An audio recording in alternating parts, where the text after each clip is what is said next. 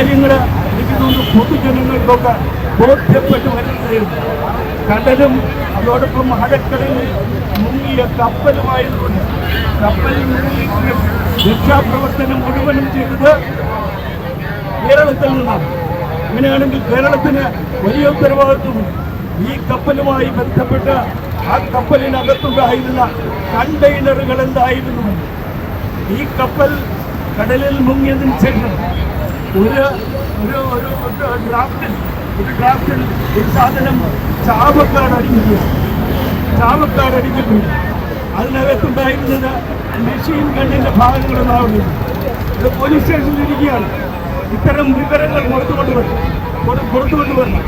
അങ്ങനെ ഈ പൊതുജനങ്ങളിൽ നിന്നും മത്സ്യത്തൊഴിലാളികളിൽ നിന്നുമൊക്കെ വികാരോത്ഭുതമായ വളരെ ശക്തമായ നീക്കങ്ങൾ നടന്നതിന് ശേഷമാണ് അപ്പോഴും ഇപ്പോഴും ചില കാര്യങ്ങൾ പറഞ്ഞ